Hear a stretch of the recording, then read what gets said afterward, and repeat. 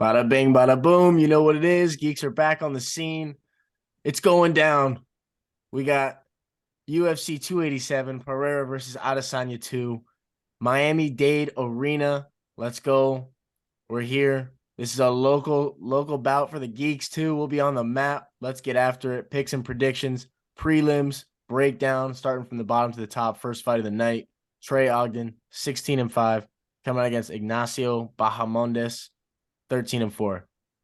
This is a really interesting matchup. This was a late switch up. Danny, I think you got the inside scoop on exactly what happened to this fight.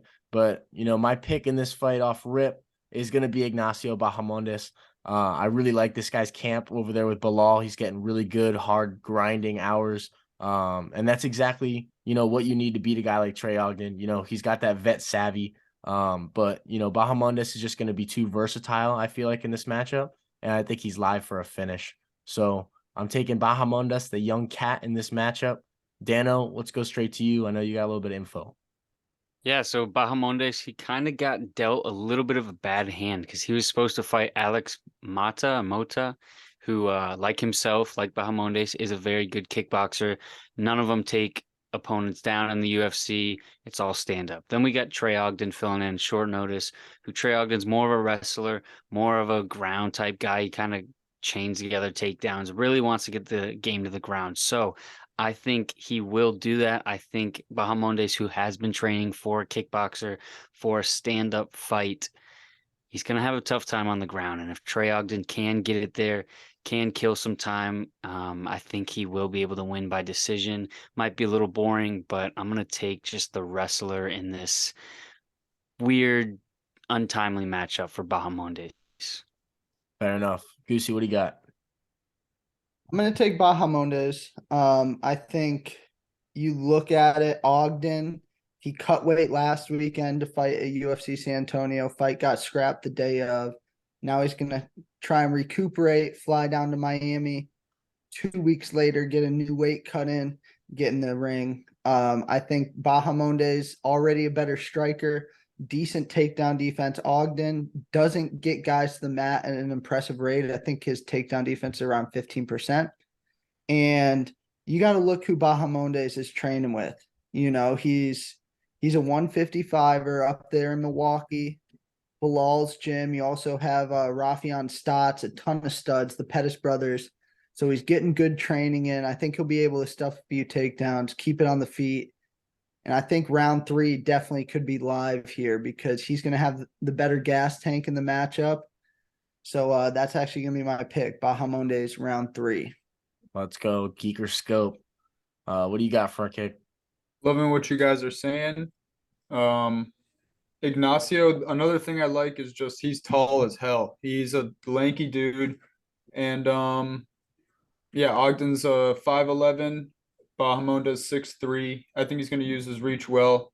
And I just trust his striking and his takedown defense. He's only 3 fights in, but he's got a 95% takedown defense. So if he can keep it standing, I like Bahamondes. All right. Ignacio. Shout out Nacho Libre.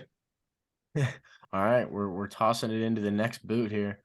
We got a female scrap going down at straw weight, 115 pounds. Sam Hughes, 7-5, coming out against Jacqueline Amorim. She is 6-0 Brazilian. I'm gonna take the over in this one too, man. I'm going back-to-back overs. I have to see Jacqueline in the UFC, before I really come out here and give a hard take on this one. I know Sam Hughes is a tough cookie, so, I mean, even if she's outmatched, I feel like she's good enough to get to the bell for me. So I'm taking the over. Front kick, what do you got in this one? I'm liking what you're thinking.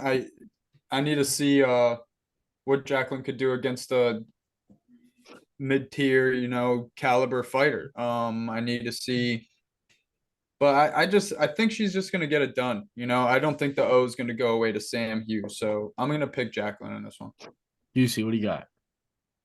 I like where your head's at, CEO, and I think if you're picking the over, you might as well take a shot on the dog, Sam Hughes, here, because she has the experience. Jacqueline, on the other hand, I think all first round finishes. So she comes out hot. I can't guarantee a gas tank. And I think that Sam Hughes at 4-7 she's going to be able to stop a few subs early. She's a dog. She gets in there. She pushes the pace. And I think it will be tough to keep up with in rounds 2 and 3. And then Jacqueline Amorim, I think big favorite, unproven in her UFC debut. It's going to be hard for me to pick that. So I'm going to go with Sam Hughes in this one. Decision. Interesting. What do you got, Dano?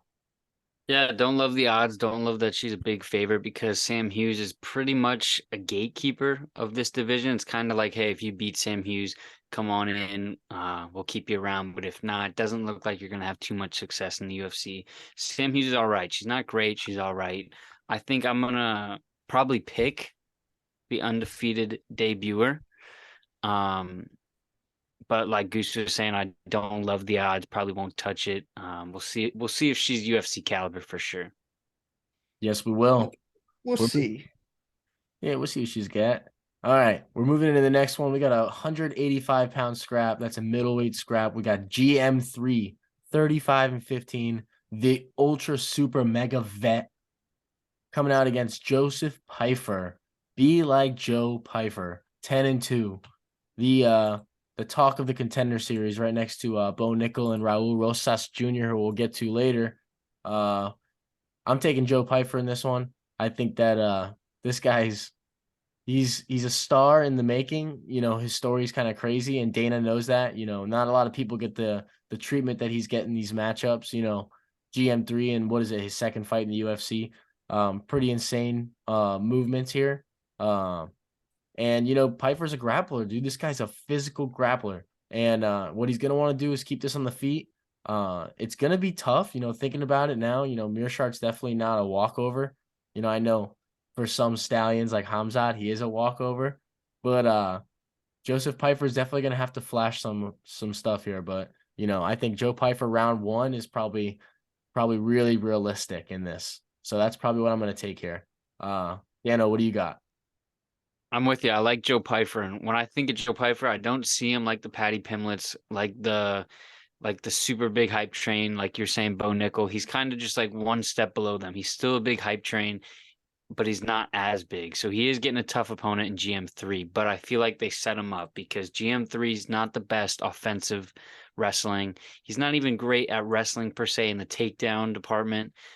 He's got a low takedown accuracy, and Joe Pyfer seems pretty good with his takedown defense.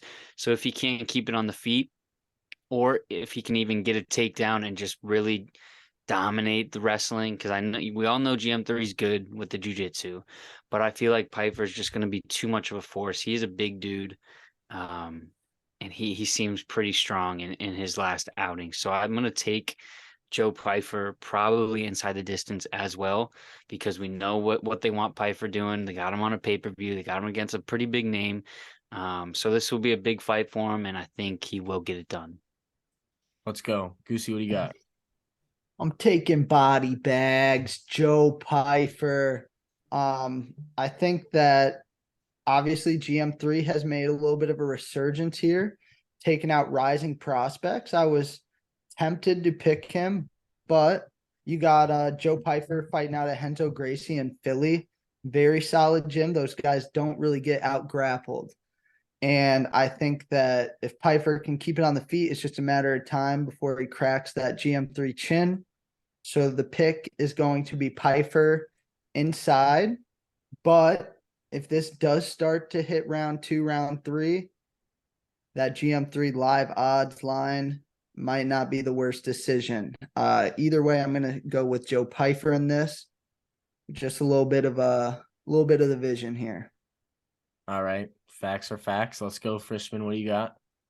We got almost a 10-year age gap here as well, something we hear all the time nowadays. But I mean, this dude, Joe Pyfer, one thing he's got behind him that I love is just hunger. This dude feels he's got a chip on his shoulder. He feels like he's got to prove himself, and he's coming for that bag. So I'm smelling a finish. But yeah, I like this dude. He's hungry. Let me get that.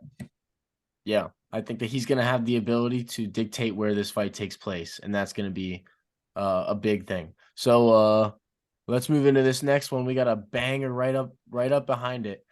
Kelvin Gastelum, 17-8, coming out against Chris Curtis, 30-9. It's a middleweight scrap. This is a good fight. Obviously Chris Curtis is just like a walk you down boxer. It's kind of a sick fight style. But you know, that foot movement and you know that lateral quickness definitely, you know, can frustrate him, as we've seen in a couple of his fights, you know, in the past. Kelvin Gastelum, I feel like, is a very smart fighter. Like, he has a high fight IQ. So I feel like he has the ability to like outmatch Chris Curtis in this, in a sense. But I do think Chris Curtis is gonna find a shot on him, because I don't see Kelvin, you know, really showing anything too crazy or new. You know, he's still fighting at 185. You know, Chris Curtis is a big dude. This is gonna be a tough matchup for him. And I think that just inside the pocket, Chris Curtis has been fighting crazy competition. And Kelvin Gastelum is gonna need to put on a stellar performance to win. So that's where I'm at. I don't think Kelvin's gonna pitch the perfect game. He can, I just don't think he will. So I'm taking Chris Curtis. What do you got, front kick? I'm gonna take Chris as well. I just think Kelvin's just hasn't found his groove coming back yet, and just he's not there. Not the same dude that fought Izzy back in the day. But Chris Curtis is just gonna keep this standing, and he's gonna lay some hands on Kelvin. So give me Chris Curtis. Decision. I don't think Kelvin's gonna be dropping. All right, Dano, what do you got? I'm torn, man, because Gastelum is one of my favorite guys. He's one of my dudes, but we haven't seen him in so long. So I feel like this could be one of those times where it's like he's been away for a while, to where he's been just sharpening the tools, coming back. You know, we have seen Chris Curtis a little more active. He's been fighting, you know, here and there. About, I'd say maybe 3 times a year. It seems like in the past couple of years, he's been rolling. Especially that knockout over Buckley. He's got the power, but Gastelum has that chin on him. The one thing that's making me not pick Gastelum is Gastelum's good at throwing overhands or throwing hooks a little bit wildly to get into takedowns, to get into double legs, to push you up against the fence. But Chris Curtis has a very, very good takedown defense. And he's just very strong. Like, you're not going to push him back into the fence. He's just going to hold you up and shove you off. So that makes me really nervous. I'm going to pick Chris Curtis, man. But if I see Gastelum come in on the scales looking good, looking jacked, which probably won't happen, I will throw some money on Gastelum, but I am going to pick Chris Curtis, and it hurts me to say it. One more thing that I saw was some money's getting put on Kelvin. He opened up at a plus 155, but now they're about even. So the sharps might be out there putting some money on Kelvin. So I'd love it. I'll be rooting for Kelvin for sure. And I think, Yeah. like Fish was saying, I don't think Kelvin can get dropped. He doesn't have the most power, right, to drop Curtis per se, but I think the over will be a good play in this fight. I'm hoping Kelvin comes out on top, but I am picking Chris Curtis for the Geeks. The sharps are riding with Kelvin, and the biggest sharp is riding with Kelvin. That's me. I'm picking him to win in this one. And I think that he's just got the recipe for it. All right. What does Chris Curtis capitalize? What has he been capitalizing on? Bad gas tanks and bad chins. All right.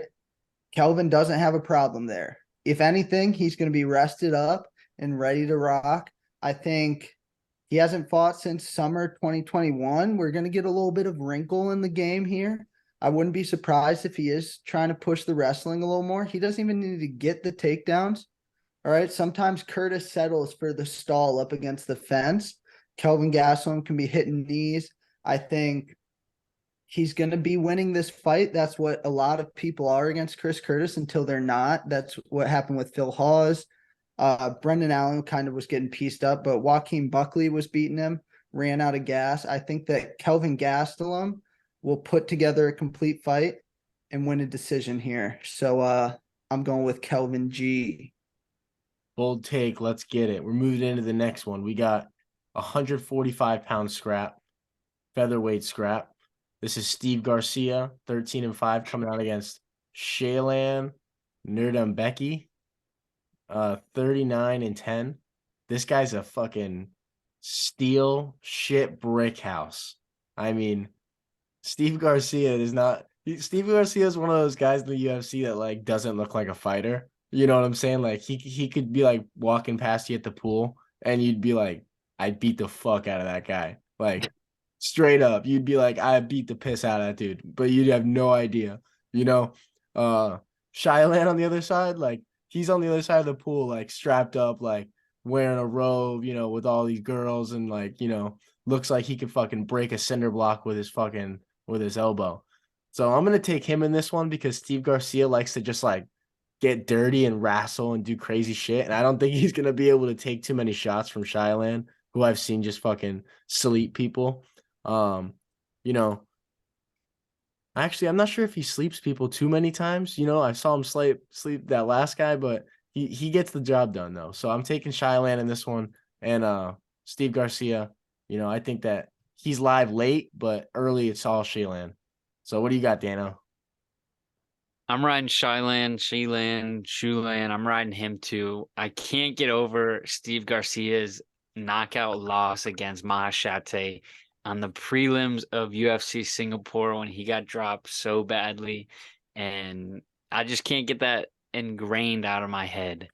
And when you're going up against a guy like Shylan, it's tough because he does hit hard. He hits so hard that he shut down half a country of betting on him in his last fight because that was the James Krause fight. So he's got that momentum going.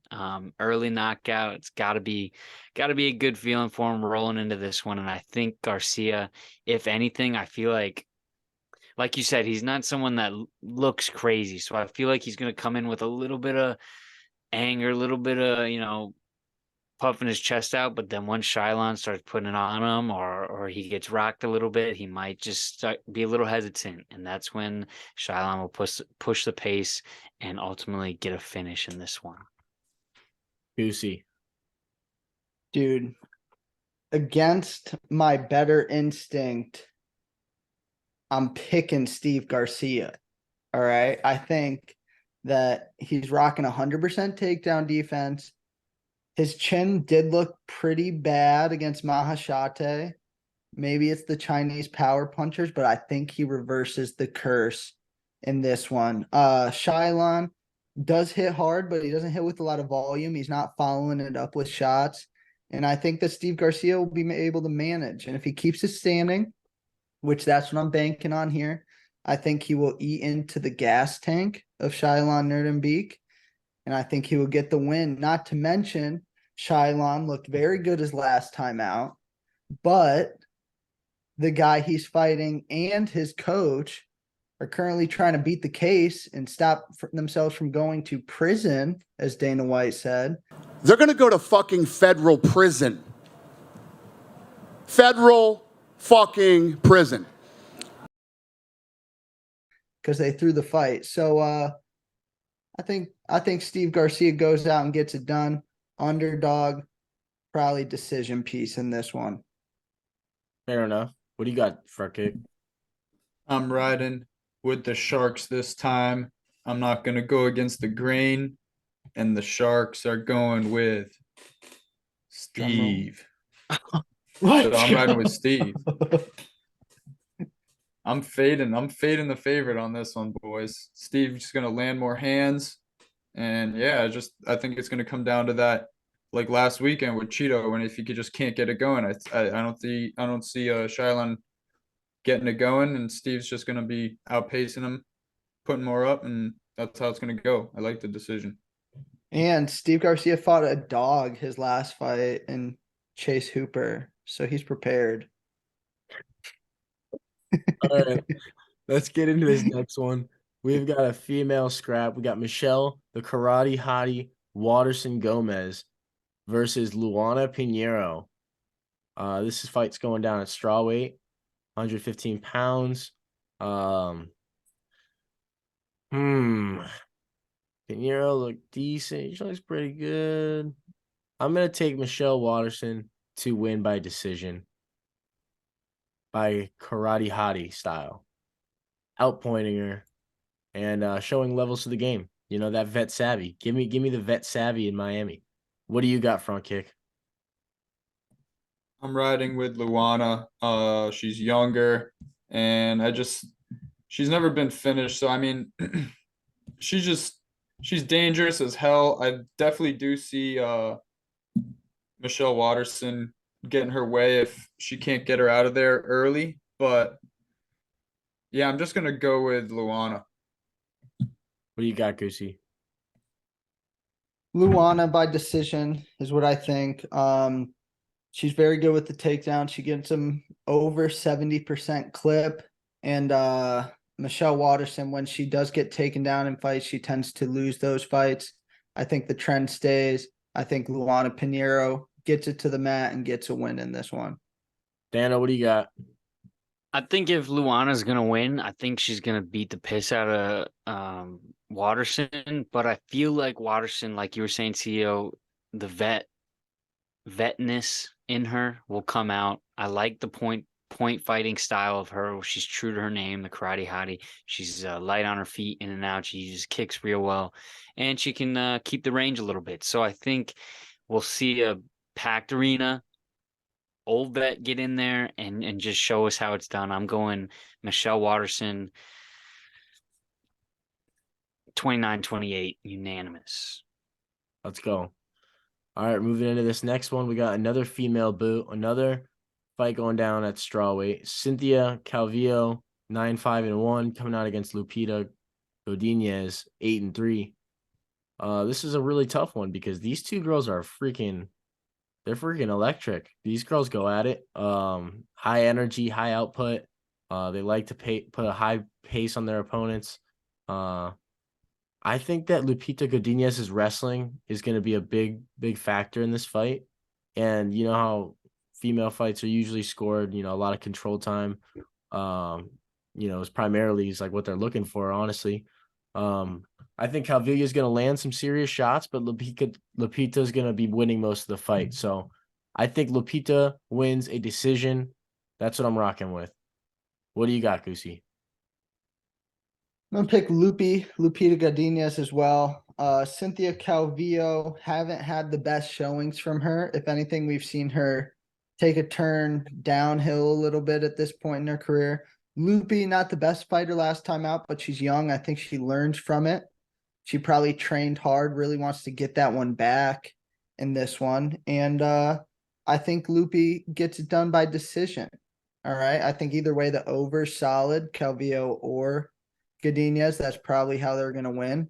But I think Godinez looks good in this one, so I'm picking Lupi. Yeah, both could get a sub off too. Worried about that with the over, but beat tough gals. Dano, what do you got? I'm taking Lupi just because she was on a streak. She kind of got halted in her last fight, kind of got outclassed a little bit. I think she's going to put in the time, put in the effort, put in the, skill, whatever she's got. I'm taking Lupi decision. That's passion right there. That was nice. Give me Loopy. Next. I'm riding Loopy. Give me Loopy. Decision. Yeah, I just like she's fundamental. She knows her game plan is to get it to the ground, and that's what she does. But I trust her to get out there and get me that nice decision play. Let's go. That was the featured prelim. Those are the picks and predictions. UFC 287. You know what it is. Catch the next video for the main card scoop. Let's go.